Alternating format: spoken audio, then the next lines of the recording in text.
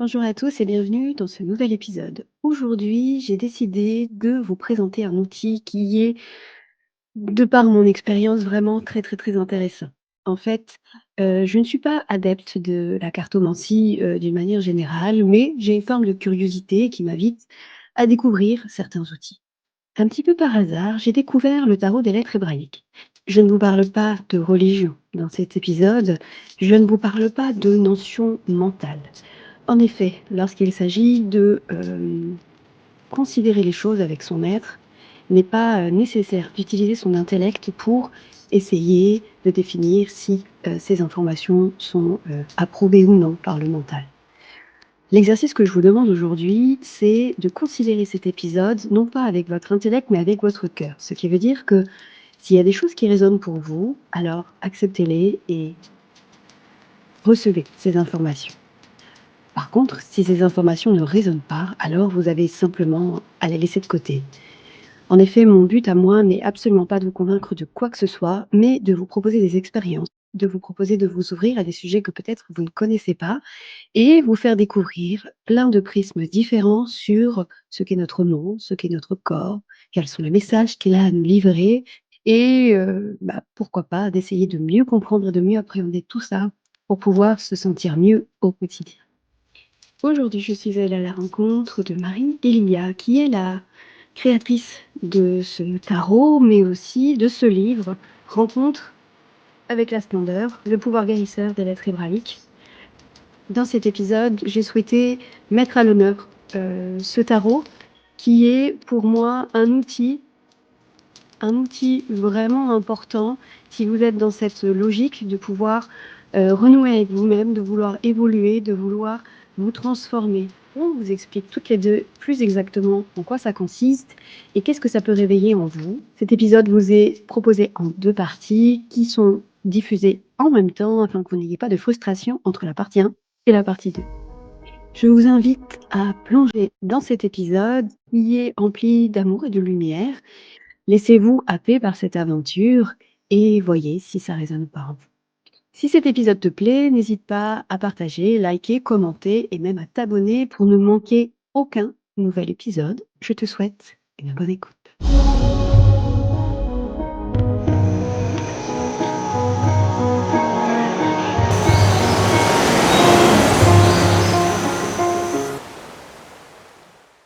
Bonjour à tous, aujourd'hui nous accueillons Marie Elia. Bonjour Marie. Bonjour Lauriane, et bonjour à tous ceux qui sont là. Comment tu vas? Ça va bien. Ouais, ça va bien. Je trouve que ça bouge bien en ce moment. C'est pas, je m'ennuie pas. Voilà. Ah bon, c'est formidable. Et toi? Ça va bien, ça va bien. Les énergies sont un peu lourdes, je trouve. C'est un peu compliqué, Ouais. mais ça va. Il faut s'accrocher, quoi. Je trouve aussi, ouais. Je trouve aussi là tout, bah, depuis l'été en fait, et j'ai l'impression que ça s'accentue. Mais quelque chose me dit que tout l'automne là, 2025, est assez intense et je pense que ça nous prépare à quelque chose de, je sais pas quoi, mais 2026. Ça va être quelque chose, une année un renouveau. Donc, je pense qu'en ce moment, c'est tous les vieux dossiers qui Oui, on sent une remontent. énergie de nettoyage où en fait les choses remontent et en fait c'est l'occasion soit de les remettre sous le lit, soit de gérer les choses et en fonction de ce qu'on en fera, à mon avis, on verra ce qui se passe l'année prochaine. Mais j'imagine que plus on va éliminer, transmuter, se séparer de choses dont on n'a plus besoin et mieux ce sera. En tout cas, moi je suis dans cette optique-là. Donc, on est nombreux quand même à le vivre comme ça. Enfin, il faut, j'espère, qu'on est quand même assez nombreux à ressentir qu'il s'agit aussi d'un processus collectif. Donc, ça aide aussi de se dire ça, même si ça part de notre matière première. Et voilà, je vis pas des journées lourdes à cause du collectif. Je vis des journées lourdes par rapport à tout ce qui remonte en moi, mais je sens que ça peut aider aussi le collectif, donc tant qu'à faire, voilà. C'est ce qui confronte, je trouve, avec une fausse idée de la spiritualité où souvent c'est perçu de l'extérieur comme quelque chose un peu naïf, un peu on est tout le temps content, tout va bien, etc.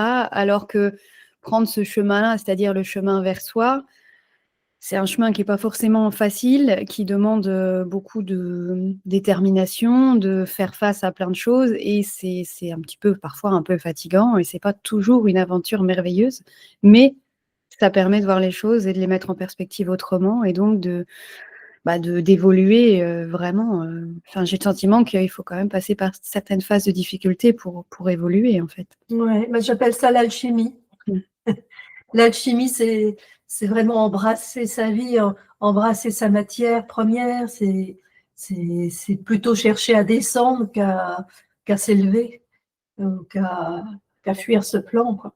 Oui. Et on va à contre-courant de tout un héritage religieux, même spirituel, où l'idée, le but, c'est de plus se réincarner finalement. Mm. Et tel que je le vis, si mon objectif, c'est de ne plus avoir à m'incarner, quelle pensée j'envoie à mon propre corps.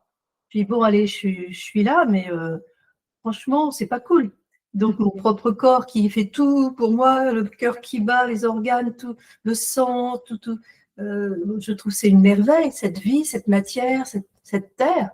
Et bah, si je lui envoie la notion que je suis au purgatoire et que je ne peux pas vivre le paradis sur la terre, forcément, je vais pas, on ne va pas être copains. Il va manifester sa souffrance autrement. Et voilà, enfin, moi, je le ressens un petit peu comme ça. Et c'est important. De ce que j'observe, moi, avec la pratique que j'ai, c'est que le corps, il est vraiment pas considéré. C'est un peu comme un. Moi, je le vois souvent comme un véhicule, et souvent j'utilise la métaphore de est-ce que tu roulerais dans un véhicule qui est complètement en panne ou qui montre des signes de manque de sécurité, etc. Et en fait, souvent, le corps est vraiment laissé Ouais. en dernier, pas considéré, pas aimé, pas. Et en fait, j'ai le sentiment que les personnes ont du mal à écouter et à prendre en compte vraiment l'existence de leur corps, et à quel point c'est intéressant de façonner une aventure ensemble, plus en le considérant comme entre guillemets, quelque chose qui permet de tenir debout, en fait. Il y a comme une déconnexion, en fait. Tu vois, j'aurais même envie d'aller plus loin. C'est déjà super qu'il y a des gens qui s'intéressent quand même au corps, qui l'écoutent pour aller mieux, pour avoir une vie plus harmonieuse, parce que quand on a mal quelque part, bah, c'est pas cool, on n'est pas bien. Et j'aurais envie d'aller plus loin dans la notion tout simplement de l'amour. Est-ce que ma motivation, c'est d'aller mieux, ce qui est déjà une motivation tout à fait légitime et compréhensible, ou est-ce que, en tant qu'alchimiste, ce serait pas de l'amour pour ma matière première, pour mon corps? Je le vois encore plus qu'un véhicule, je le vois comme un temple. Je le vois comme vraiment une relation d'amour entre l'âme éternelle que je suis et ce corps. C'est un mariage. C'est pas un mariage de raison, c'est un mariage d'amour. En tout cas, j'ai envie de le vivre comme ça. Et dans ce mariage d'amour, tout l'amour que je vis avec mes propres cellules, finalement, elle me le renvoie au centuple. Et c'est un vrai bonheur d'habiter ce corps. Même s'il y a des trucs qui vont pas, même si j'ai mal au crâne, même si, je sais pas, je suis fatiguée, plutôt que de me dire bon, comment je vais prendre soin de mon véhicule, ce qui est déjà super, hein, je trouve que ce qui est déjà une sacrée, déjà une sacrée conscience. J'ai même envie de dire comment je peux t'épouser plus loin, qu'est-ce que tu veux me dire à travers ça. C'est comme si quand il y avait un signal d'alarme, tout ce qu'on veut, c'est que le signal d'alarme s'arrête, mais j'ai envie d'aller rencontrer la cause de ce signal d'alarme, et c'est peut-être une part de moi qui hurle, qui pleure, qui a besoin d'être entendue, et seul l'amour peut vraiment répondre à ça. C'est un peu ma démarche depuis quelques années, enfin pas mal d'années en fait, avec tout l'enseignement des lettres hébraïques, mais ça s'est accentué toutes ces dernières années. Oui. Du coup, avant, je parlais du véhicule. Bon, je comprends, hein, j'entends totalement ce que tu dis. C'est déjà important d'en prendre soin pour voilà, qu'il soit propre. Mais je dirais, pourquoi ne pas le vivre comme une relation d'amour et qui va nous le rendre au centuple Et là, ça change tout, parce que ce corps, quand il est épousé, quand il est aimé, la relation change complètement. Et ça devient vraiment une relation qu'on pourrait appeler spirituelle. Oui. Ça dépend de ce qu'on met sur ce mot, mais ça devient vraiment une relation divine et avec ma propre matière, voilà. Et du coup, c'est plus qu'un véhicule, pour moi, ça devient mon temple, ça devient mon amour, ça devient vraiment mon mariage intime déjà, avec l'intelligence de mes propres cellules qui sont reliées elles-mêmes à l'intelligence de la Terre. Et l'intelligence de la Terre est elle-même reliée à l'intelligence de la source. Donc, c'est une façon de connecter vraiment une intelligence divine qui vient nous parler par le corps. Mais pour moi, ce qui ouvre la porte, c'est vraiment l'amour, non pas en tant que technique, parce qu'on n'en aime pas sur commande, mais comme la conscience d'un rendez-vous. Voilà. Qu'est-ce que tu conseillerais aux personnes? Parce que j'ai le sentiment quand même qu'il y a très peu de personnes qui aiment leur corps. Il y a un rapport un peu comme tabou, c'est-à-dire qu'on ne veut pas. Alors, est-ce que c'est un manque d'amour à la base qui fait qu'on n'a pas reçu assez d'amour et j'arrive pas à qualifier les choses, mais j'ai le sentiment qu'il y a quand même des problématiques des gens parce que ils ont plutôt tendance à se dénigrer d'un point de vue de leur corps physique plutôt qu'à aller voir tout ce que leur corps leur apporte. Je crois qu'il y a vraiment là une dimension collective. On en parlait un peu tout à l'heure, mais c'est important d'aller voir ça parce que nos ancêtres n'aimaient pas leur corps, n'aimaient pas forcément leur vie. Parce que la vie, c'est rude. Dans l'humanité, c'est chacun pour soi. Alors évidemment, heureusement qu'il y a plein d'exceptions, hein. Je ne veux pas faire un tableau trop pessimiste, mais il faut bien voir quand tu ouvres la télé, que tu regardes les actualités, des guerres, il y en a eu depuis très, très, très, très longtemps. Il y a eu d'autres civilisations où ça se passait sans doute différemment, mais en tout cas, dans nos mémoires. Et nos parents ont vécu, au-delà de nos parents humains, nos grands-parents et nos lignées, on porte des peurs, porte des réflexes de survie.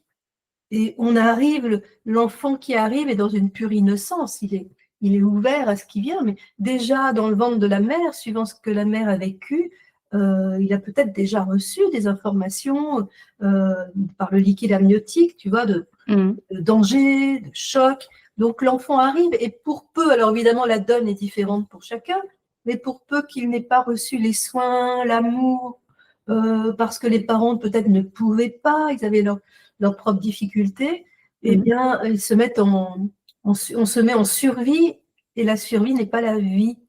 Et donc, quand le monde est dangereux, il faut vraiment capter quel système de survie va nous aider. En général, on capte ceux de nos parents, on capte les mémoires, on capte toutes les informations qui sont là, comme des éponges. Et rien ne nous aide à aimer le corps, parce que le corps nous semble être notre vulnérabilité. Hein, c'est par le corps qu'on souffre, c'est par le corps qu'on vit cette incarnation. Et du coup, comment aimer ce qui nous semble être une insécurité, alors qu'en réalité, c'est tout le contraire. Moins on habite le corps, et plus on peut donner prise à tout ce qui va nous faire vaciller. Et voilà. Donc, c'est tout un mouvement, une direction intérieure qui ne peut être posée que dans une vraie conscience alchimique. Oui. Tu connais la devise de l'alchimie de vitriol, tu sais, c'est les initiales du mot vitriol. Parce que les alchimistes aiment bien l'hermétisme, ils cachent un petit peu leur secret dans des images. Voilà, tout est, voilà, il y avait l'acquisition, il y avait tout ça, donc tout est resté très secret. Et les initiales de vitriol en latin, non, je vais te le dire en français, c'est visite l'intérieur de la terre et en rectifiant, tu trouveras la pierre cachée. Donc, être alchimiste, ça n'est pas s'envoler, c'est d'aller visiter l'intérieur de la terre, donc du corps. Pour moi, la terre et le corps, c'est la même chose. Notre corps est fait de molécules, d'atomes qui appartiennent à la terre. C'est son cadeau. C'est le feu qui est en nous, dans le corps, est en résonance avec le feu qui est dans la terre. Voilà, c'est tout un paysage intérieur. Donc, visite l'intérieur de la terre et en rectifiant, ça veut dire qu'il y a quelque chose à rectifier. Il y a quelque chose qui n'est plus dans l'axe. Il y a quelque chose qui nous sépare de notre réalité divine dans la matière. Et en rectifiant, tu trouveras la pierre cachée, c'est-à-dire la pierre philosophale que les alchimistes appellent Christ. Tu vois, au-delà même de Yeshua, voilà, je sens un lien fort avec Yeshua, mais qui n'a rien de religieux. D'ailleurs, je n'ai pas été élevée dans une culture catholique ni religieuse. Ça me permet d'être vierge, si je peux dire, pour le rencontrer par le cœur et par le corps. Oui. Et Christ, c'est la pierre philosophale. Et si je n'aime pas mon corps, je ne peux pas incarner cette dimension. C'est juste pas possible. Voilà. Donc, pour moi, le chemin christique, loin de la façon dont ça a été interprété, avec un paradis tout là-haut et tout ça, c'est vraiment une relation d'amour avec notre terre intérieure, avec notre corps. Donc, c'est une grande rectification. On va à contre-courant des vieux rails. Et c'est pour cela que ce n'est pas si spontané que ça. C'est pas si facile, ouais. Mais c'est prioritaire pour moi.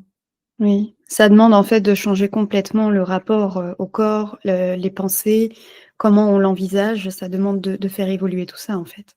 Complètement, complètement. Dans une relation d'amour. Et parfois, c'est effectivement une maladie ou un problème physique qui va nous amener à écouter le corps. Oui. Mais ma proposition, c'est d'aller plus loin. Maintenant qu'on a entendu le signal d'alarme, qui a tiré ce signal d'alarme? Et c'est pas pour qu'on lui tape dessus, pour lui dire tais-toi, c'est pour lui dire qu'est-ce que tu veux vraiment me dire? Où est-ce que je ne t'ai pas assez rencontré, assez entendu? Et il y a beaucoup à réparer.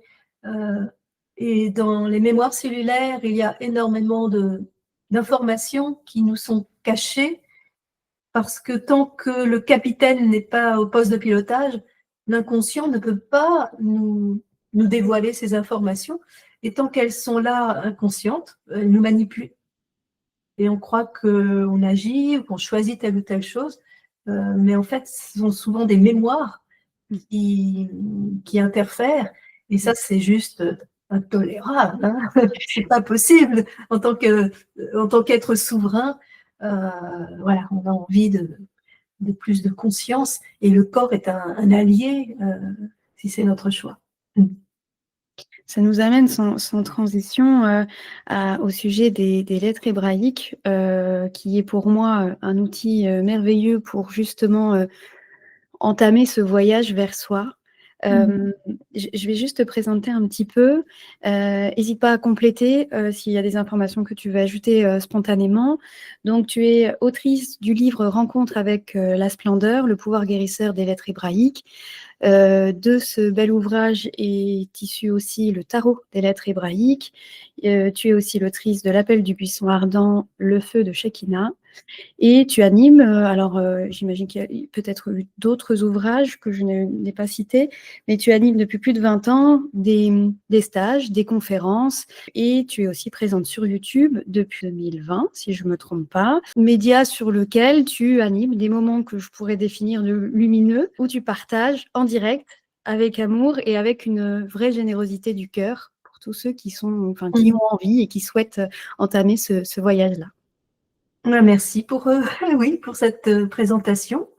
Mes ouvrages, il y a aussi le mythe Atlante révélé, la flamme de vie ressurgit. Oui, en effet. Ma mère était médium et elle avait reçu cette histoire du mythe Atlante c'était à la fin des années 60, donc j'étais vraiment pas grande à ce moment-là, mais j'étais déjà là. Et oui. Et donc, elle a été projetée dans cette histoire, et il y avait avec tous les personnages l'apogée et la chute de l'Atlantide, et elle avait vu comme cette flamme de vie, comme une colonne de lumière qui reliait les profondeurs de la Terre aux cieux, voilà. Et en fait, c'est aussi en nous que ça se passe. Et en fait, la flamme de vie, voilà, dans l'histoire, a été déconnectée, et nous gardons au fond de nous un peu comme la nostalgie d'un paradis perdu, Oui. au fond, qui est là dans les mémoires dans le patrimoine collectif de l'humanité, hein, dans les annales akashiques. Et voilà, donc j'ai repris ce livre avec des commentaires, puisque ces courants de vie, ces différents personnages du mythe Atlante sont venus m'inspirer pour s'exprimer, pour dire et nous expliquer quelle aide ils peuvent nous apporter aujourd'hui dans tout ce qui se vit aujourd'hui. Et c'est très émouvant, c'est très puissant. Et puis en tout dernier, il y a mon oracle du corps, tu vois, qui est c'est mon tout dernier et qui va dans le sens de ce que je disais tout à l'heure, pour comprendre ce que le corps veut nous dire. Ça me semble vraiment important de voir quels outils peuvent nous aider, et il y en a beaucoup. Mais du coup, cet oracle du corps m'a été directement inspiré par l'intelligence de mon corps, de mes cellules, et qui est en connexion avec l'intelligence de tous les corps, puisque c'est la Terre, tu vois, la matière elle-même. Et j'ai appris énormément de choses, si je peux dire, en l'écrivant. Et j'ai trouvé une super partenaire qui est Sandrine Gestin, qui est assez connue, c'est une belle illustratrice. Et elle est connue dans le domaine, plutôt, elle fait ses peintures, c'est surtout le petit peuple, tu sais, les fées, les anges, les dragons, et aussi l'univers médiéval avec des femmes magnifiques, avec une longue chevelure, tout ça. Et quand je lui ai proposé l'oracle du corps, c'était complètement à l'opposé de ce qu'elle avait l'habitude de peindre. Et elle a relevé le défi, et ça a été un sacré défi pour elle, parce que l'oracle du corps est fait pour s'incarner et pour comprendre son corps. Donc, j'adore parce qu'elle fait des illustrations assez extraordinaires. Je ne vais pas les montrer là, mais tu vois, c'est du figuratif, je ne voulais pas de l'abstrait. Voilà. Donc ça, c'est mon tout dernier. Mais les lettres sont là, tu vois, parce que quand je fais des tirages, même pour moi, j'ai l'habitude de tirer une lettre du tarot des lettres hébraïques. Une suffit, parce que chaque lettre est très puissante. Il y a vraiment cette force. Il y a l'enseignement qu'elle donne, il y a tout ce qu'elle vient nous révéler, mais rien que l'image, le rayonnement de la lettre, c'est une porte pour la rencontrer. La véritable lettre hébraïque n'est pas une image. C'est au-delà. La puissance ne vient pas du carton de la carte, mais c'est un support pour la rencontrer. Et donc, j'ai l'habitude de tirer une lettre du tarot des lettres hébraïques et deux cartes de l'oracle du corps, une pour le côté très concret et une qui vient apporter une nuance un peu plus subtile.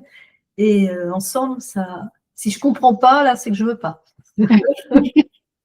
Alors, est-ce que tu peux nous expliquer un petit peu, parce que comment on arrive à voir ces informations-là? Comment tu arrives à faire naître ce livre, donc La rencontre avec la splendeur? Moi, je l'ai. Alors, je ne l'ai pas lu entièrement parce que je le lis un peu au compte-gouttes, c'est-à-dire que je veux avoir un temps pour intégrer vraiment les informations, mais j'utilise très régulièrement le tarot. Comment c'est arrivé? Est-ce qu'on peut revenir au départ de comment ça t'est parvenu? Je ne l'ai pas recherché, hein. Je n'ai pas étudié les lettres, je ne les connaissais pas, je n'ai même pas été élevée dans la tradition juive. Donc, comme je le disais, ma mère était médium et il y avait un groupe, on était tout un groupe. Alors, depuis mon enfance, le groupe a évolué, a changé, évidemment, ce n'est pas les mêmes personnes. Mais à une époque où il n'y avait pas tous ces livres qui existent aujourd'hui, il n'y avait pas YouTube, il n'y avait pas L'Oréal. Enfin, il n'y avait pas tout ce qui existe aujourd'hui. Donc, ma mère, elle était assez... elle était en terrain inconnu, tu vois. Et elle recevait des messages des maîtres, particulièrement de Saint-Germain, que je considère quelque part comme mon père spirituel, puisque j'avais l'habitude, depuis mon enfance, il y avait le téléphone à la maison, tu vois. Donc, et pour moi, c'était elle, tu vois. Elle recevait, elle captait. Et moi, non, moi, je ne suis pas canal, je ne suis pas médium, je ne suis rien de tout ça. Voilà. Et puis, elle a fait un rêve où elle me voyait épouser un kabbaliste. Ah bon? Et j'étais pleine de joie. Enfin, donc ça nous avait intrigués. Et dans la boîte aux lettres est arrivé un prospectus d'un centre de cabale qui s'ouvrait. J'habitais en région parisienne à ce moment-là. Ouais. Un centre de cabale qui s'ouvrait à Paris. Ah bah tiens, bon, on va aller voir. Et là, il y avait un cours de présentation qui parlait notamment des lettres hébraïques. Et je n'ai pas été touchée plus que ça sur le moment. Et ils nous ont laissé après en silence quelques minutes. Et il y avait l'image d'une lettre. Et là, j'étais touchée. Mhm. Je ne comprenais pas pourquoi, consciemment, mais c'était délicieux, enfin, c'était beau, je me suis sentie aimée, c'était waouh, je voyais un morceau, je voyais une image en 2 dimensions qui n'évoquait rien pour mon mental, puisque je ne connaissais pas l'hébreu. Et puis je me sentais aimée, donc c'était très bizarre. Du coup, mon mental, il n'a rien compris, il m'a laissé tranquille. Et quand je suis arrivée le soir à la maison, j'ai déjà directement commencé à écrire, à jeter quelques mots comme ça. Je sentais un dialogue d'amour, quelque chose. J'ai laissé venir ce qui venait. Et le lendemain, pareil. Et c'est comme ça que de ce dialogue est venu Rencontre avec la splendeur, qui est un enseignement des lettres hébraïques donné donc sous forme d'un conte, parce qu'il ne s'adresse vraiment pas au mental. C'est passionnant pour le mental parce qu'il y a des choses, c'est vraiment génial, c'est vraiment intéressant en fait sur le plan intellectuel, et pourquoi pas, mais ça, sur le plan intellectuel, ne sera pas une nourriture. Alors que les lettres sont faites pour être vécues, pour être rencontrées, pour être vibrées, si je peux dire. Je ne sais pas si ça se dit, mais ce n'est pas grave. Et en vibrant la lettre, là, il y a vraiment une guérison qui opère. Et du coup, je me suis laissée faire. Voilà. Et tu vois, l'histoire du voyageur, hein, qui est après, pour chaque lettre, il y a le conte du voyageur qui rencontre une lettre hébraïque, qui vit certaines aventures. Après, il y a un dialogue avec la lettre et tout ça. Ces parties-là, je les ai écrites quasiment d'un seul jet, tu vois. J'ai retouché une virgule ou quoi, mais c'était vraiment... Et après, j'ai ajouté quelques commentaires sur les lettres, quand même, pour donner des explications à chaque fois. Mais voilà, il n'est pas nécessaire de les connaître, hein, tu as vu, de les avoir étudiés. Au contraire, parfois, quand on les connaît, enfin, plutôt quand on les a étudiés, quand on sait, on connaît déjà les valeurs numériques, les significations des lettres et tout ça, si on ne sait pas mettre de côté tout ce qu'on a appris sans croire, il n'y a rien à croire, mais pour s'ouvrir à une expérience, parfois ça peut être difficile. Ouais. Je trouve ça super de ne pas du tout les connaître pour vivre cette aventure, et chacun la vit d'une façon unique. Et chacun réécrit son livre, dans la rencontre avec les lettres. Voilà, c'est venu comme ça. Ce qui est important, en tout cas moi c'est comme ça que je vois les choses, c'est-à-dire que moi par exemple j'ai appréhendé les cartes. Bon, j'ai pas forcément cherché à comprendre exactement quel type de tirage il fallait faire, etc. Je me suis un petit peu lancée comme ça pour voir ce qui allait se passer. Et donc, moi, je tire souvent 3 cartes. Et en fait, ce que je fais pour ne pas me focaliser sur ce que la lettre veut me dire, j'essaye d'abord de la sentir avec mes mains pour ressentir l'énergie de la lettre et de voir quelle sensation ça génère en moi. Donc, à quel endroit ça va venir titiller? Est-ce que c'est au niveau de la gorge, au niveau du cœur? Quelle est la nature de l'énergie? Ce qui est assez fort, c'est que on ressent une énergie, alors déjà les énergies sont toutes différentes, mais on ressent quelque chose de très puissant. Enfin moi je trouve que c'est un outil, à utiliser, dans la vie qui est vraiment, incroyable.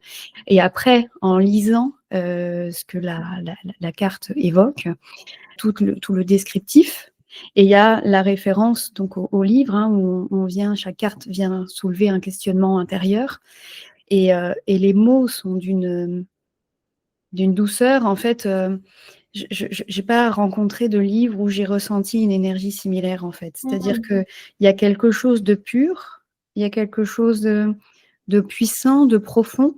Et en fait, c'est comme si, moi, c'est la sensation que j'ai eue, c'est comme si, en fait, au moment où on lit, on est reconnecté à son âme Et on entend des paroles qui nous font tellement de bien, qui nous déconnectent de la terre, qui nous déconnectent de la société, de tout ce qu'on peut vivre.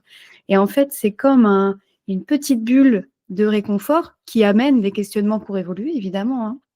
C'est pas une échappatoire, mais il y a vraiment quelque chose je sais pas si le mot magique est pertinent, mais en tout cas, il y a vraiment quelque chose qui se passe et qui permet en fait d'évoluer. Et moi, j'ai le sentiment d'évoluer avec elles. Et en fait, évidemment, je les utilise pas tous les jours. J'attends que ça m'appelle, ou je sens quand les énergies changent et que c'est autre chose et que les cartes que j'ai tirées ne sont plus, entre guillemets, en adéquation avec ce que je vibre. Mais c'est vraiment très étonnant que ce soit dans le livre ou avec les cartes. Et le livre va encore plus loin parce qu'il y a vraiment une douceur dans tout ce qui est raconté. C'est un vrai voyage.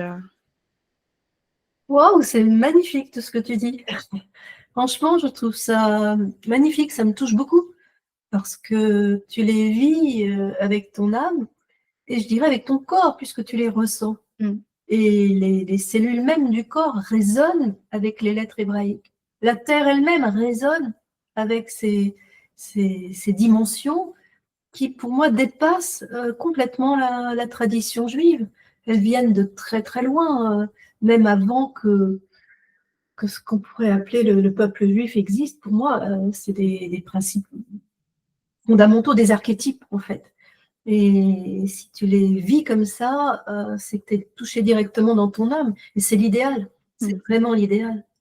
À savoir que, alors moi, je n'ai aucune connaissance de la culture juive ou même de la religion, etc. Et donc, en fait, il y a quelque chose que tu dis, c'est partage vivant, non intellectuel. Oui. Et ça, je trouve ça très intéressant parce que souvent, quand on reçoit des informations, on a été habitué depuis toujours, et aujourd'hui, c'est en train de changer, à recevoir les informations de manière intellectuelle. Et je pense que c'est intéressant de partager que les informations qu'on reçoit, certes, notre intellect se nourrit d'une certaine manière, mais que parfois l'intellect ne comprend pas, mais l'âme reçoit. Ouais. Et en fait, c'est pas parce qu'on comprend pas quelque chose sur le moment que ça n'agit pas quelque part. Et en fait, moi, j'ai découvert ça à travers l'ouvrage, à travers les cartes. En fait, ça vient pas du tout nourrir le mental ni l'intellect. Ça vient nourrir une autre partie. Et ça, quand on envisage les choses comme ça permet d'avoir, j'ai le sentiment de pouvoir se reconnecter à son âme, de grandir à travers ça. C'est exactement ça. Vraiment, c'est ça. L'intellect, on en a besoin. On en a besoin dans notre monde humain. Nous avons aussi besoin d'une personnalité, qui est un peu notre interface avec l'autre, comment nous voulons nous montrer, tout cela. Ok, ça fait partie de la vie. On a même besoin d'un ego, on a besoin d'être, on a besoin de ce qui dit je en nous.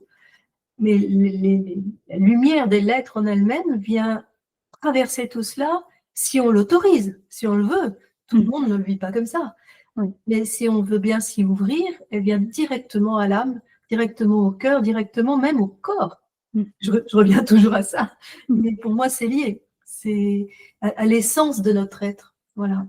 Et la façon dont tu en parles, oui, je te dis, ça me touche parce que j'aimerais vraiment que tout le monde les rencontre de cette façon-là. Mais je pense aussi qu'il y a de plus en plus de gens qui sont touchés, qui les ressentent, parce qu'aujourd'hui, avec tout ce qui se vit, on a besoin d'aides puissantes. Et je dirais même, ce ne sont pas des aides extérieures à nous, parce que ce qui est dit dans la Kabbale, c'est qu'en fait, comme des lettres qu'on écrit, c'est comme un corps en 2 dimensions pour écrire des livres. Et donc, le livre de la création elle-même est constitué à la base de ces puissances entremêlées, donc ce sont des lettres, mais en fait, la véritable grande lettre est au-delà d'une lettre qui s'écrit en 2 dimensions, tu vois. Et, enfin, tu l'as lu, et donc c'est plus ce n'est qu'une porte, comme je le disais. Il y a une autre porte qui est le nom, le son, le fait d'exprimer à voix haute, Aleph, Bey, Gimel, on peut être aussi plus auditif que visuel, ou les deux en même temps, c'est l'idéal. Et à ce moment-là, on va toucher un archétype, une dimension qui n'a plus rien de perceptible par nos sens humains, mais que notre âme va percevoir. Et c'est une vraie nourriture à ce moment-là. Est-ce qu'on peut évoquer justement la place de la religion? Parce qu'en fait, aujourd'hui, j'ai l'impression que lorsqu'on on évoque des choses ou des personnages qui sont en lien avec la religion, il y a vite des idées reçues qui sont mises et on catégorise, et cetera. Non, il y a un attrait religieux, ouh là là, c'est pas pour moi, et cetera. Est-ce que tu peux nous parler justement de l'histoire de ces personnages, si je peux les nommer comme ça, de ce qu'ils viennent apporter au-delà du cadre religieux qu'on connaît aujourd'hui sous une forme bien définie? La religion, où il peut y avoir de très belles choses, à partir du moment où il y a une ferveur, où il y a une offrande de l'être au divin, quelle que soit vraiment la religion, les grands mystiques, tu vois, qui le vivent avec sincérité, qui vibrent d'amour. À ce moment-là, moi, je trouve moi je m'entendrais. Je crois que tu mets dans une pièce un grand mystique chrétien, une religieuse qui se donne complètement à Jésus, tu mets un juif qui est complètement dans cette mystique vers Elohim, Yahvé, tu mets un musulman, un soufi, tu vois, qui est complètement dans cette offrande, euh, ou d'autres traditions, tu les mets ensemble. Moi, je dis oui, hein, tu vois, je pourrais, on n'a pas besoin même de se parler, on pourrait vibrer cet amour-là. Mais dans l'ensemble, la religion telle qu'elle a été vécue dans l'humanité, parce que l'humanité, elle est ce qu'elle est, et ben, il peut y avoir des jeux de pouvoir, il peut y avoir tout cela. Et du coup, il y a tout ce qui est montré, tout ce qui est dit, et qui n'est pas forcément le message originel. Mm. Et je pense surtout là, quand même, puisque je me sens très proche de Yeshua, tu vois, je préfère dire Yeshua que Jésus, juste parce que ça me résonne plus et que c'est comme ça qu'on l'appelait, j'imagine bien. Ben, pour moi, dans ce qu'il est venu apporter, il y a quand même eu des choses terribles qui ont été faites au nom du Christ, tu vois, l'Inquisition et tout ça. Et c'est pour cela qu'il y a aussi une notion d'égrégore, tu vois. Oui. Voilà, si ce mot est familier à ceux qui nous entendent. Un égrégore, dès que plusieurs individus émettent des pensées dans la même direction, ça va être beaucoup plus fort qu'un seul individu, parce que l'union fait la force. Et du coup, ça va créer donc une force. Et plus on est nombreux, et plus l'énergie est intense, et plus l'égrégore va être puissant. Et les égrégores religieux sont très puissants. Oui. Donc, ça peut devenir dans l'inconscient collectif comme des rails qui peuvent presque nous empêcher de percevoir vraiment. Et comme dans ces grandes religions, d'une façon générale, de ce que j'en connais, la terre, l'incarnation, le corps n'est pas toujours vu dans sa divinité, Oui. ça ne nous aide pas à nous incarner. Alors, et ça, c'est l'exotérisme, c'est ce qui est visible. Mais l'ésotérisme, c'est la tradition plus secrète qui est au-delà de la religion elle-même et qui est absolument magnifique à condition qu'elle soit décodée par l'intelligence du cœur. Parce que l'ésotérisme, c'est magnifique, j'adore, mais ça peut être aussi très intellectualisé. Tu vois, l'ésotérisme, ça peut être, je sais pas moi, l'hermétisme chrétien, l'alchimie d'ailleurs, voilà, l'astrologie, la Kabbale, tout le tarot, voilà. Il y a des notions qui sont vraiment très intéressantes, qui peuvent apporter des données précieuses quand elles sont décodées et accueillies par l'être que nous sommes vraiment, au-delà du mental, sans recherche de pouvoir, plus dans la dualité, mais dans l'unité, dans l'amour, tout simplement.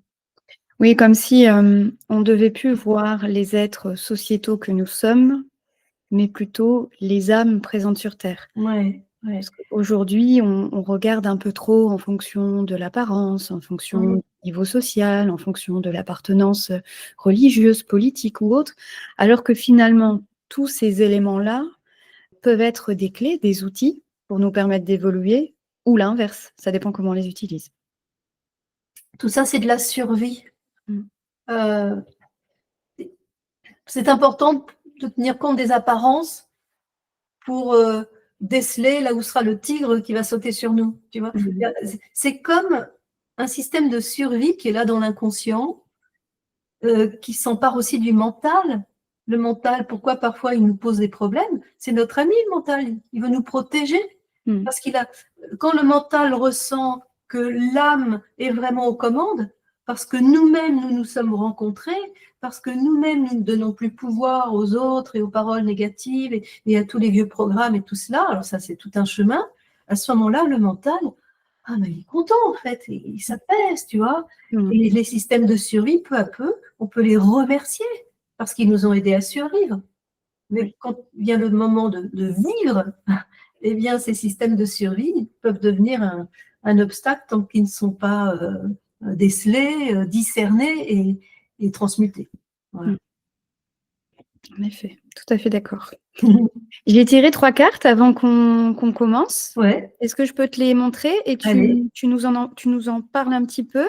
Oui. Alors, la première. Fate. La deuxième. Même. Ne veut pas venir. Reich. Tu les as tirés juste dans l'intention de notre rencontre ou tu avais une idée, une pensée particulière? J'ai demandé à ce que les énergies qui souhaitaient nous accompagner là, sur ce moment-là, puissent venir nous aider un petit peu, nous délivrer des messages. Right. Si on prenait juste 2 minutes pour se mettre à l'écoute de la lumière, de l'énergie qui est là. Right. Voilà, donc right. L'initiale de Chaim, la vie. Right. J'adore right. Moi, je te dirais ça pour toutes, donc.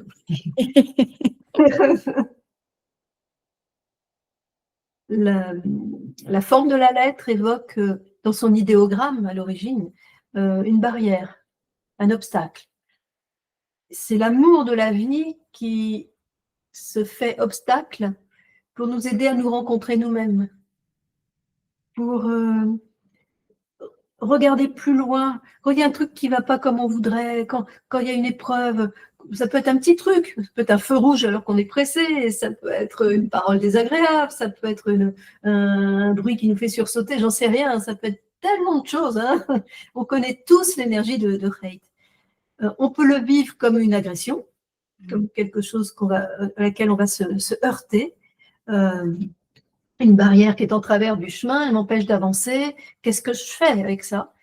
Ou je peux me mettre à l'écoute de ce qu'elle vient me dire et appeler l'énergie de hate pour franchir l'obstacle.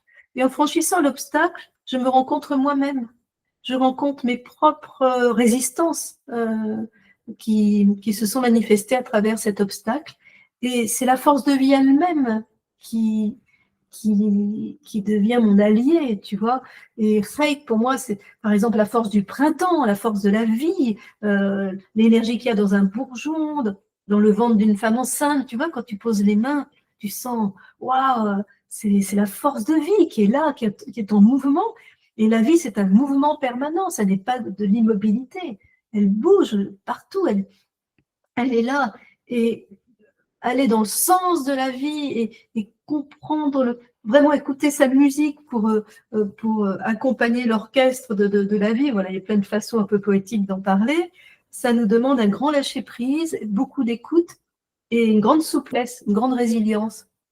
Et Reik nous aide dans ce sens-là. Je pense que si elle est venue là, tu les as tirés dans cet ordre-là? Oui, enfin, il y en a 2 qui ont sauté. D'accord. Et une que j'ai tirée, moi. Et Reik, t'es venue en premier? Tu te souviens pas? Il me semble, je ne suis pas sûre. Parfois, c'est intéressant de voir aussi dans quel ordre elles viennent. Mais en tout cas, c'est dans cet ordre que tu nous les présentes. Donc, ça veut dire que dans tout ce qui se vit aujourd'hui, c'est important d'aller ressentir que derrière l'obstacle qui se dresse sur notre chemin, il y a une main tendue derrière pour nous inviter à découvrir qui nous sommes à travers cela, à ne plus donner pouvoir au découragement ou à nos peurs, tout simplement, parce que dans le collectif, il y a énormément de peurs, pour revenir au centre et dire oui à la vie, dire oui à cet élan de vie. Je suis enfant de la vie, tu vois, ça serait un petit peu dans ce sens-là. Il y a beaucoup d'autres choses avec Reiki, comme pour chaque lettre, mais c'est ça qui me vient en priorité. Ok. Après, j'ai oublié. C'est même. Même. Alors, même. Ouais. Tac. Ah, même. Je l'aime beaucoup. Je ne vais pas le dire à chaque fois. Même. Pas si facile, même. C'est la lettre qui est liée au principe de la mère, de la grande mère, de la mère divine, de cette matrice, pas dans le sens de Matrix, hein, de la matrice divine de la création. Et c'est une lettre qui est dans une énergie de rigueur et de grâce. Et finalement, d'en parler après Reiki, ça a du sens, parce que je disais, être enfant de la vie, c'est la conscience que nous sommes enfants de la mère divine. Elle vient nous aider. Alors, par exemple, si individuellement, très ponctuellement ou pas, il y a des difficultés avec notre mère humaine, il y a des choses qui n'ont pas été digérées parce que, bah, voilà, c'est pas toujours si évident, ça va dépendre encore une fois de chacun. Elle va nous aider à nettoyer ses mémoires, à être en paix avec ses mémoires pour, au fond, être notre propre parent et réparer l'enfant en nous, quel que soit l'âge, qui a pu être blessé ou qui a pu rester comme figé, comme un arrêt sur image dans le film de notre vie et qui va réagir sans qu'on s'en rende compte dans telle ou telle circonstance. Donc même vient aider à guérir cela pour accueillir vraiment le vivant. La valeur numérique, c'est 40. Alors, si c'est parlant pour ceux qui aiment bien les nombres, la quarantaine, tu vois, c'est un temps de maturation, les 40 semaines dans le ventre de la mère. Voilà, il y a plein de façons d'en parler. Et donc, j'ai conscience qu'au-delà de ma mère humaine, je suis enfant de la grande mère, enfant de cette dimension cosmique, mais chacun va mettre son propre mot, hein, qu'importe. Et dans cet océan d'amour, je peux m'abandonner à ma véritable mère et guérir des mémoires dont j'ai hérité des lignées maternelles. Voilà, là aussi, il y a beaucoup d'autres choses. Elle est liée à l'élément eau, au maïm. Voilà, je n'ai pas envie de dire trop de mots, mais il y a plein d'autres choses dans le livre, bien sûr. Ça donne l'impression comme si on pouvait dézoomer sur notre vie, on recule un peu le curseur pour se rendre compte que finalement, on appartient à beaucoup plus grand que ce qu'on pourrait vivre dans notre quotidien et dans notre intériorité. Oui, il y a besoin de ça. Il y a besoin. Parce que lorsqu'il y a une difficulté, comme tu dis, il y a un zoom, on focalise sur cette difficulté. C'est bien d'avoir conscience autant que possible lorsqu'il y a une mémoire qui remonte. Ah oui, j'ai vécu tel traumatisme, ok, mais pas de macérer dedans. Et de lâcher après, c'est très important, ça me vient comme ça, là, toute identification avec cette mémoire. Nous ne sommes pas nos mémoires. Même ce que j'ai vécu il y a 2 heures, c'est une mémoire. Mon être appartient à l'instant présent, à l'éternel présent. Et ça permet de regarder la mémoire avec dézoomer, comme tu dis, pour pouvoir y mettre du cœur et transmuter. Ouais. Et même va nous aider beaucoup par rapport aux lignées maternelles. Voilà. Ok. Et la dernière, alors je ne sais pas si je le dis bien, c'était Reich. Reich. Reich, ah oui, Reich. Alors, là. Reich. Je l'aime aussi. Roche en hébreu, c'est la tête. Elle nous aide à libérer la tête, à libérer le mental, l'intellect. Lorsqu'il y a trop d'énergie là-haut et pas assez en bas pour que ça puisse circuler harmonieusement. Elle nous aide. C'est rigolo comme à chaque fois, il y a une continuité là dans les lettres qui sont venues parce que je parlais de se désidentifier de nos mémoires. Ben justement, c'est Reich qui va nous aider à nous désidentifier des images, de ce qu'on a, dans notre carte d'identité, de plein de choses, et de retrouver notre véritable liberté intérieure. C'est une lettre qui apporte énormément de légèreté. On peut lâcher les drames, on peut lâcher les... Quand je dis lâcher, c'est pas se débarrasser, c'est vraiment une transmutation par une conscience plus vaste, qui nous permet d'être libre. Et Reich nous permet de revenir au cœur. Elle permet un grand dépouillement de plein de trucs qui nous encombrent pour revenir à notre véritable richesse qui est celle du cœur. On en a beaucoup besoin aujourd'hui, voilà, dans beaucoup de domaines. Ce qui est intéressant dans les questions qui sont posées, enfin, en tout cas que l'énergie de la lettre pose, elle exprime aussi qu'on peut faire appel à cette énergie, en fait, et que une fois que le questionnement, enfin moi c'est comme ça que je les interprète, que le questionnement a, entre guillemets, mûri à l'intérieur, parce que on a une question qui paraît simple, mais qui nécessite vraiment un travail et une réflexion plus profonde. On sait qu'on peut venir faire appel à cette énergie-là pour venir nous aider au moment où on en aura besoin. Et je trouve que du coup, ça permet d'illustrer à quel point c'est puissant et à quel point c'est pas juste un... Alors moi, je suis pas trop tirage de cartes, etc. C'est pas quelque chose que je fais spécifiquement, mais ça m'est déjà arrivé de le faire avec d'autres jeux. Et en fait, on sent pas le lien, un lien aussi continu, je dirais. Et donc moi, il m'arrive parfois de garder la carte sur moi. Oui. Pour justement être proche de cette énergie-là, même si techniquement, j'ai pas besoin d'avoir la carte sur moi, mais ça me permet d'avoir un élément physique qui m'y rattache. Et je trouve que c'est quelque chose, enfin, en tout cas, que moi, je n'ai pas trouvé dans d'autres jeux, même si, je répète, j'en ai pas fait énormément. Ouais, le tirage de cartes, c'est juste le côté pratique. Si l'intuition nous mène vers une carte, c'est super. Et c'est le côté un peu ludique quelque part, parce que moi j'ai un mental qui m'encombre hein, parfois, tu vois. J'hésite, je doute, et ben hop, je me pose pas de questions, je prends, et c'est toujours juste, toujours pile poil. Donc bon, ça m'enthousiasme, voilà, je le vis un peu comme ça. Après, c'est faire appel à elles. Les lettres, on peut les inviter dans le quotidien. Si on le sent, si on en a envie, il y a tellement de choses qui existent aujourd'hui. Donc, à chacun de ressentir quelle est la nourriture qui vraiment va nous aider. Et ça, c'est important de savoir discerner et de reconnaître l'énergie qui nous correspond ou pas. Et avoir une lettre, la carte avec soi, moi, je trouve que c'est une très bonne idée. À un niveau, on n'en a pas besoin, comme tu dis, mais à un autre niveau, c'est un rappel. Elle est là, tu vois. Et si on n'a pas la carte avec soi, on peut écrire au crayon noir sur un papier le nom, tu vois, ça marchera aussi. Mais ça permet de